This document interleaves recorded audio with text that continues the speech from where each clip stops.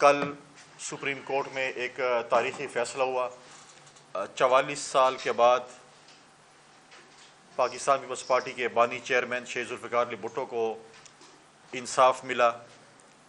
Pakistan Peoples party نے اس کے لیے کافی جدوجہد کی۔ ہم نے عدالتوں کا دروازہ کھٹکھٹایا تاکہ پاکستان پیپلز پارٹی کے بانی چیئرمین کو انصاف مل سکے۔ اس کے بعد جب آصف علی زرداری صاحب پریزیڈنسی میں تھے تو انہوں نے ایک پریزیڈنشل ریفرنس بھیجا سپریم کورٹ کو کہ شیخ ذوالفقار علی بھٹو کو انصاف دیا جائے۔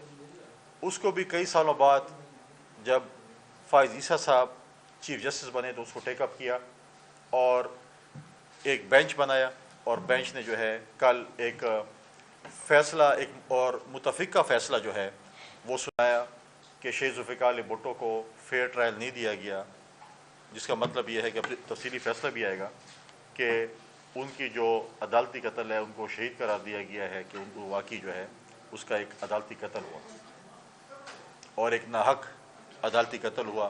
میں سمجھتا ہوں کہ یہ پاکستان پیپلز پارٹی کے ہر ورکر، پاکستان پیپلز پارٹی کے عوام کی یہ جیت ہے کہ شیخ ذوالفقار علی بھٹو تو واپس نہیں آ سکتے ہیں، لیکن تاریخ نے اپنی درستگی کی۔ آج جب ہم 4 اپریل کو ان کی برسی پہ 45ویں برسی پہ جب جائیں گے تو میں سمجھتا ہوں کہ پاکستان پیپلز پارٹی کے عہدیدار، پاکستان پیپلز پارٹی کے ورکر، ان کے جو ہے وہ شیخ ذوالفقار علی بھٹو کے سامنے سرخرو ہوں گے کہ آج جو ہم نے ان کو جو ہے ان کا جو فیصلہ ہے، ان کا عدالتی فیصلہ ہے وہ آیا ہے اور ہم سرخرو ہوئے۔ اور دیکھیں تاریخ اور قدرت کا میں سمجھتا ہوں کہ ایک نظام دیکھیں کہ جب زرداری صاحب پریزیڈنٹ تھے انہوں نے یہ ریفرنس بھیجا اور اس ریفرنس کا فیصلہ ابھی تفصیلی آنا ہے، اور جب یہ پریزیڈنسی جائے گا تو پھر آصف علی زرداری صاحب دوبارہ انشاءاللہ تعالی وہ صدر ہوں گے اور اس پہ دستخط جو ہے وہ آصف علی زرداری صاحب جو ہے اس پہ کریں گے۔ لہٰذا یہ ایک قدرت کا عمل ہے یا ایک تاریخ آپ دیکھیں کہ اس قسم کی لکھی جا رہی ہے۔ اس کے ساتھ ساتھ 9 تاریخ کو آپ نے دیکھا کہ اس سے پہلے وزیر اعظم، چاروں صوبائی حکومتیں بن چکی ہیں الیکشن کے بعد۔ 9 تاریخ کو پریزیڈنشل الیکشن ہونے جا رہا ہے اور ہم اس پہ پوری امید ہیں کہ انشاءاللہ تعالی آصف علی زرداری صاحب جو ہیں وہ ایک بھاری اکثریت سے جو ہے وہ اس ملک کے دوسری مرتبہ سویلین جو ہے وہ صدر بننے کے لیے جا رہے ہیں، اور ہماری نمبر گیم جو ہے وہ تقریباً ہماری جو ہمیں جو چاہیے اس سے زیادہ ہمارے پاس موجود ہے۔ لہٰذا میں سمجھتا ہوں کہ پاکستان پیپلز پارٹی کو یہ اعزاز ہوگا کہ دوبارہ دوسری دفعہ ایک سویلین پریزیڈنٹ پاکستان پیپلز پارٹی کی طرف سے پریزیڈنسی میں جو ہے وہ جائیں گے۔ اس کے ساتھ ساتھ اس کے بعد ہمارے ضمنی الیکشنز ہونے ہیں سینٹ کے، اس کے بعد سینٹ کا الیکشن ہونے جا رہے ہیں، چیئرمین سینٹ کا الیکشن ہوگا، ڈپٹی چیئرمین سینٹ کا الیکشن ہوگا، اور اس کے بعد جو ہے اسی کے ساتھ ساتھ جو ہے پریزیڈنسی کے بعد چاروں صوبوں کے گورنر جو ہیں وہ اپوائنٹ کیے جائیں گے۔ 2 گورنرز پاکستان پیپلز پارٹی کے، پنجاب کے اور خیبر پختونخوا کے وہ پاکستان پیپلز پارٹی نامینیٹ کرے گی، اور سندھ اور بلوچستان کے گورنر جو ہیں وہ مسلم لیگ جو ہے وہ نامینیٹ کرے گی۔ لہٰذا ایک پروسیس ہے، الیکشن کا پروسیس ہے جو کہ خوش اسلوبی کے ساتھ، اور حکومتیں جو ہے وہ بن چکی ہیں اور تقریباً آخری مراحل میں ہیں۔ مختلف پولیٹیکل پارٹیز کو بلشمول پاکستان پیپلز پارٹی کو الیکشن پہ اعتراضات بھی ہیں۔ ہم اپنے شواہد جو ہمارے کینڈیڈیٹ ہیں جن کو اعتراضات ہیں وہ شواہد اکٹھے کر رہے ہیں، اور ہم پراپر فورم پہ جو ہے اس پہ جو ہے وہ ہم جائیں گے اپنے جو ہمارے تحفظات ہیں ان کے ساتھ۔ اور دوسری طرف پولیٹیکل پارٹیز کچھ ہیں جو کہ سڑکوں پہ آنے کا جو ہے وہ انہوں نے تقریباً تیاری کر رہے ہیں۔ خاص کر اگر آپ دیکھیں JUI مولانا فضل الرحمان صاحب جو ہے انہوں نے جو کل بھی لاہور میں جو ہے بار سے خطاب کر کے باتیں کی۔ پرابلم یہ ہے کہ مولانا فضل الرحمان بقول ان کا مینڈیٹ خیبر پختونخوا میں جو ہے وہ چھینا گیا، اور وہ جلد سے جلوس اور شور شرابہ اور چیخیں ان کی سندھ سے نکل رہی ہیں۔ جس نے ان کا مینڈیٹ، جس جماعت نے بقول ان کے چوری کیا وہ تو PTI ہے، جس کے ساتھ وہ روزانہ بیٹھے ہیں۔ ان کے ساتھ جب بیٹھے تو ان کو بولے کہ آپ نے ہمارا مینڈیٹ چوری کیا اور ہماری یہ سیٹیں ہمیں واپس کر دیں، لیکن وہ خیبر پختونخوا میں بھی احتجاج نہیں کرتے جہاں پر اس کا مینڈیٹ چوری ہوا، وہ صرف جا کر سندھ میں احتجاج کرتے ہیں۔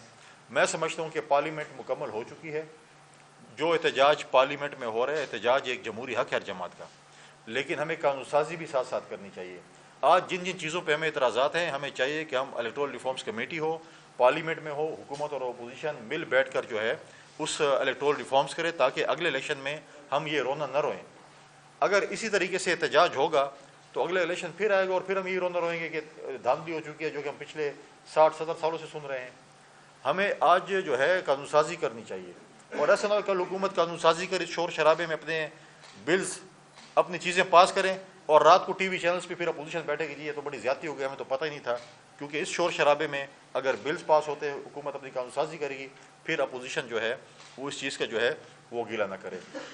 کل وزیر اعظم صاحب بھی خیبر پختونخوا پہ گئے, جہاں پر کلائمیٹ چینج کا جو ہمیں اس وقت جو ہے اس کو فیس کر رہے ہیں, اس میں جس طریقے سے اس سے پہلے وہ گوادر گئے, کل خیبر پختونخوا گئے جہاں پر برف باری کی وجہ سے, بارشوں کی وجہ سے نقصانات ہوئے, ان کے پاس ہو گئے. افسوسناک امر یہ ہے کہ حکومت سازی کے بعد وہاں کے جو سی ایم ہیں انہوں نے اپنا وہی رویہ وہی روش جو کہ ایک ٹائیگر فورس والی ہے اس کو نہیں بدلا. وہ یہ سمجھتے ہیں کہ وہی مسیح ہیں اس ملک کے لیے, صوبے کے لیے, اور وہی سب کچھ ٹھیک کر سکتے جادو کی چھڑی سے. لہٰذا ان کو یہ کم از کم احساس ہونا چاہیے کہ وفاق کے بغیر ہمارا خیبر پختونخوا صوبہ نہیں چل سکتا. ہمیں اکنامیکل کرائسس ہیں, جو 9 سال میں انہوں نے وہاں پہ قرضے لیے, جو وہاں پر آپ تنخواہیں دینے کے پیسے نہیں ہیں, وہاں پر دہشت گردی جو اس وقت جو ہے اس کے خلاف جنگ لڑنی ہے, وہاں پر جو ہے آپ نے اکنامیکل اور پولیٹیکل اسٹیبلٹی لے کے آنی ہے, وہ وفاق کے امداد کے بغیر نہیں ہو سکتا. آپ کا جو وعدہ فارمر فاٹا کے لوگوں کے ساتھ تھا کہ آپ کو 100 ارب روپے سالانہ آپ کی ڈیولپمنٹ میں خرچ ہوں گے, جب آپ صوبے اور وفاق آپس میں لڑیں گے تو اس میں نقصان کس کا ہوگا؟ وہ سے ہمارے صوبے خیبر پختونخوا کا ہوگا. لہٰذا ان کو یہ ٹائیگر فورس والی روش ختم کرنی چاہیے. مرکز کے ساتھ جو ہے, کیونکہ اب الیکشن گزر چکے ہیں, مرکز کے ساتھ جو ہمارے ایشوز ہیں اس کو سالو کرنا چاہیے, صوبے کی ترقی کے لیے کام کرنا چاہیے. دھمکیوں سے کام نہیں چلتا. دھمکیاں تو پہلے بھی آپ نے بہت دے دی, اس سے کیا حاصل ہوا؟ ہم یہ چاہتے ہیں کہ خیبر پختونخوا جو ہے وہ ترقی کرے, خیبر پختونخوا کی صوبائی حکومت اور مرکز حکومت میں جو ہے وہ ایک کولیبریشن ہو, تاکہ ہمارے صوبے کے نوجوانوں کو روزگار ملے, ہمارے صوبے میں ترقی ہو, ہمارے صوبے میں فارمر فاٹا کے علاقے میں جو ہم نے وعدے لوگوں سے کیے ہیں اس کو ٹھیک کریں, ان کو جو ہم نے وعدے کیے ان کو پورا کریں, ہم اپنے نوجوانوں کو روزگار دیں. اور وہ اس صورت میں ہوگا کہ جب ہماری صوبائی حکومت اور مرکزی حکومت جو ہے وہ آپس میں جو ہے وہ اکٹھے کام کرے گی. لہٰذا ان کو اس چیز پہ نظر ثانی کرنی چاہیے. اور آپ نے کل بھی جو پی ٹی آئی دعوے کرتی تھی کہ ہم خاندانی سیاست کا خاتمہ کریں گے, تو کل کابینہ کا آپ ذرا کے پی کابینہ کی ذرا لسٹ نکال لیں اور اس میں دیکھ لیں کس کا بھائی, کس کا ماما, کس کا چاچا, کس کا بھتیجا, کس کا بھانجا کیا کیا بنا ہے. ورکر کلاس کو پھر بھی کچھ نہیں ملا اور رشتہ داروں کو سب کچھ مل گیا. تو لہٰذا جو لوگ یہ دعوے کرتے تھے وہ کم از کم وہ دعوے نہ کریں کہ ہم خاندانی سیاست کا خاتمہ کرتے ہیں, یہ چیز ہے وہ چیز ہے. اور آخر میں جو ریزرو سیٹوں پہ جو ہے ان کا جو ایشو تھا, پشاور ہائی کورٹ نے سنی اتحاد کونسل کو جو ہے وہ اسٹے آرڈر دیا ہے کہ آپ قومی اسمبلی کا جو ہے وہ جو قومی اسمبلی میں حلف نہ اٹھائیں. آج ان کا ایک لارجر بینچ بھی دیکھ رہا ہے. دیکھیں, جب سنی اتحاد کونسل نے اپنی لسٹ دی ہی نہیں ہے, انہوں نے اپنے خواتین کو کی نامینیشن پیپر ہی نہیں جمع کرے, ریزرو تو چھوڑ لیں, انہیں تو جنرل سیٹ پہ بھی کسی کو کینڈیڈیٹ نہیں کھڑا کیا. ان کا جو اپنا لیڈر تھا وہ خود آزاد حیثیت سے لڑا, اس کو اپنی پارٹی پہ اعتماد نہیں تھا. وہ تو پی ٹی آئی جو آزاد حیثیت سے کامیاب ہوئے پی ٹی آئی کے لوگ, انہی کے ساتھ اپنی پارٹی میں دوبارہ شامل ہوا تھا. اور آج وہ دعویٰ کرتے ہیں کہ ہمیں ریزرو سیٹیں دی جائیں. کس صورت میں آپ کو دی جائیں؟ جب آپ نے لسٹ ہی آپ نے جو ہے وہ شیئر نہیں کی, آپ نے لسٹ جمع ہی نہیں کرائی, آپ نے نامینیشن پیپر جمع نہیں کرایا, کوئی فائل نہیں کیے, آج آپ اس چیز کا دعویٰ کرنے جا رہے ہیں.